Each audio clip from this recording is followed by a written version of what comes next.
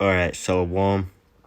First and foremost, I want to give all praises, honor, and glory to Yahweh, Ba'ashim, Yahushua, Ba'ashim, Rachakadas. I want to give double honors to the elders and the apostles of Great Millstone who are well, and peace and blessings to your elect. Now, I just want to do a quick lesson, maybe one or two script, three, I would say three at the most. This is going to be a very, quick video. So now my spirit, and it's kind of, just to say, remember we can't get too comfortable here. Even though brothers may do trading, you know, brothers may have a little business, or brothers may have nice jobs, even though all that it's cool to as a defense. We remember that we have something much greater coming, man. So don't be getting don't be getting too comfortable to a point that that your focus is taken off what it should be on, which is the truth, and which is walking which is walking this walk, man. So this is Amos 9:8. Behold, the eyes of the Lord are upon this sinful kingdom. uh, you know you know this thing, when we speak up against the wickedness, this is how this place is wicked. When we speak against the wickedness,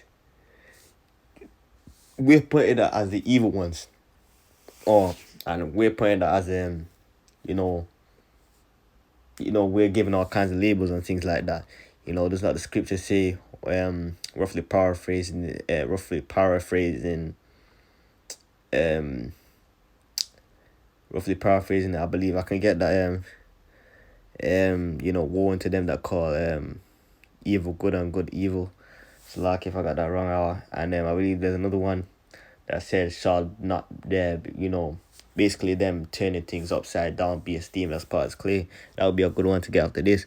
Behold, the eyes of the Lord are upon this sinful kingdom, and I will destroy it off the face of the earth, saving that I will not utterly destroy the house of Jacob, saith the Lord. Why? Because the Lord always talked about a remnant. If it weren't for that remnant, we would have been like unto Sodom, Sodom and Egypt, man. Well, can't even say Egypt, because Egypt, is still there. We would have been likened unto Sodom and Gomorrah, man.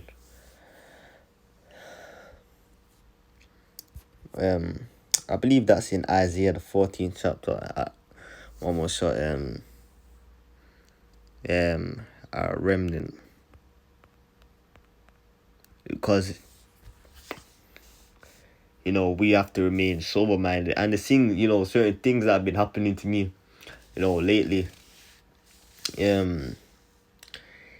especially long, I don't want to get too off topic, but long story short, it's kind of shit, because I was thinking of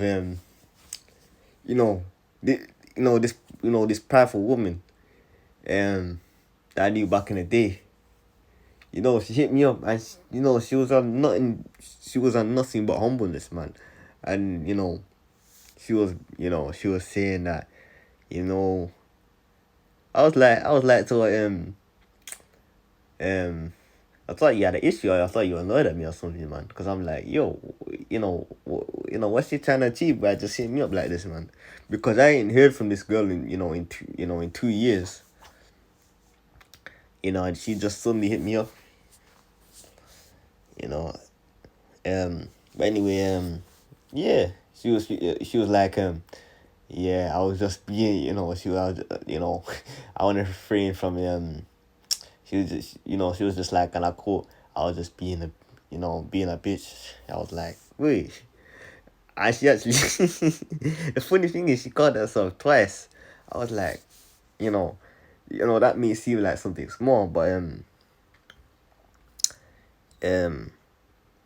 I was like, that's actually, that could actually be how Bashim Yahushua showed me a sign, of how close things are. Because, if, that, her being humble, it's like a foreshadowing of Isaiah 4:1, man. Because we know that in the time of Jacob's trouble. And that actually inspired me to do a whole lesson. And the thing about that lesson, right, it wasn't a long one. It was about maybe between 10 and 20 minutes. The thing about that entire lesson, Salakia, yeah, that lesson, I couldn't even get on video. I couldn't even get on video, man. But I know that how about Shim y'all had seen that lesson. But you know, I'm gonna get a selfie stick. So I obviously can Lord willing, Lord puts the spirit on me. And, this is this is my time to basically start, going out there. Obviously we have to take a leap of faith. Yeah, Salaki for going off topic a little bit, but because the scripture says, if we went for that remnant, it keeps going. Like it says in where I'm going to now in Isaiah, also says it, I believe in Zechariah. Zechariah the 13th chapter.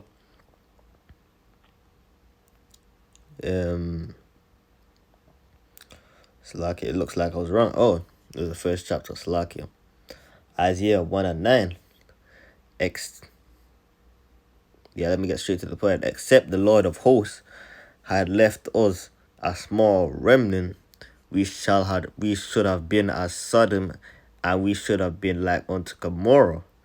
Because we know what happened to Sodom and Gomorrah. The Lord, fire and brimstone completely destroyed that place. And that, and that's so interesting because we know that America, aka Babylon the Great, aka, modern day Egypt, you know, that's gonna be destroyed, with fire the same way, but it's gonna be destroyed in an even worse fashion, man. That place ain't gonna be able to be inhabited again. And that's gonna be a sign, to the other nations. Listen, the Lord is dealing with these people. And the last nation that rose up against these people, this is what happened against them. Of course, we know, that nation of Edom, gonna be done away with it, after that 1,000-year period. But I'm just, I'm talking about the wickedness that America has done. Exceeded, exceeded really anywhere else in the world, in this current time.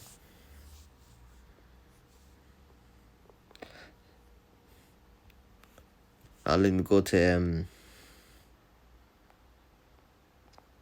Micah 2:10, because you have to remember that this is not a rest. That's why Micah 2:10, arise ye and depart, for this is not your rest. And this is Micah 2:10. Arise ye and depart, for this is not your rest. So we are not supposed to, we're not supposed to feel comfortable here. We're supposed to be hastening the day, doing what we can, because it shouldn't feel normal for you to feel comfortable in this place. Because when I was younger, I always used to feel like, why am I so different? Why don't I fit in with these other people? I'm being honest. I used to have it in my mind, like, I kind of always felt like the other one out and stuff like that. When I came to the streets, I was like, I know why. Because even in my family, I was, I'm not even comparable to anyone else. I mean, literally no one,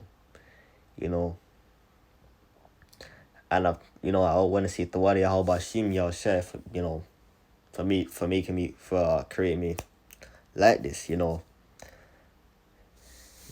brother Hakam Banyamyan.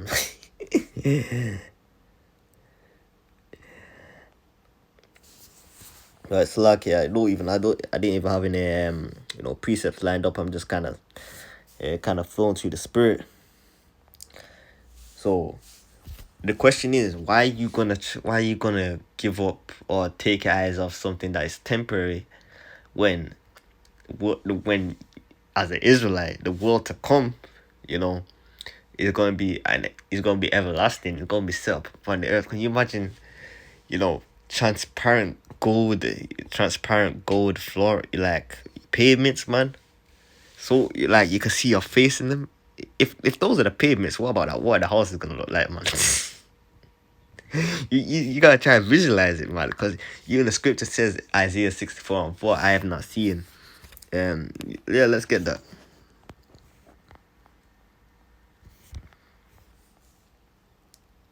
Isaiah 64:4, and also Apostle Paul, he quoted it in I believe it's in First Corinthians. So like if I'm wrong, but I know sure Apostle Paul quoted it. It's Isaiah 64:4. For since the beginning of the world, men have not heard, nor perceived by the ear, neither have the eyes seen, or God beside thee, what he hath prepared for him that waiteth for him. So you gotta be patient. You gotta enjoy you gotta enjoy like a good soldier, because it may seem rough now.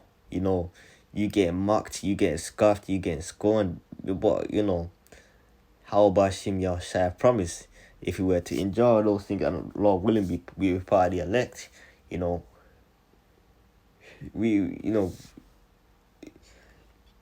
the things that we're gonna get, we're gonna absolutely melt. We're gonna cry in tears of joy, because we're gonna be like, even though we did all of this, we don't deserve this, you know. And it's funny because the Lord's gonna have so much mercy. Even the 2/3, they're eventually gonna come back and get it, but they're gonna have that kind of have like a guilty conscience. They're gonna be remembering what they did, and they're gonna be like, "Oh, you know what, I shouldn't have done what I did," because it's gonna be something on their mind, man.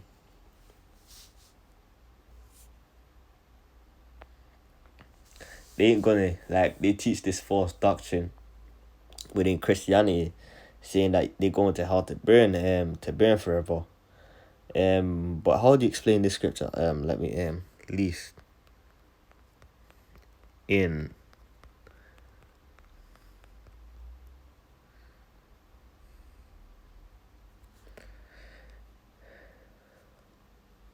let me start 18. For verily I say unto you, to heaven and earth pass, one jot or one tittle shall no wise pass from the law till all be fulfilled.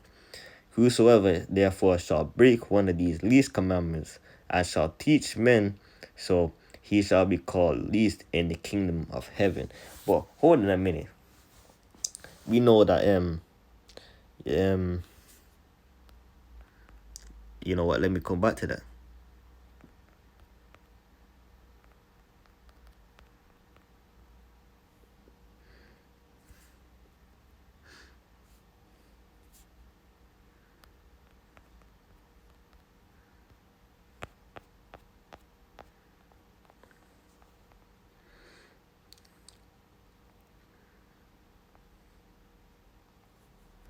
So okay,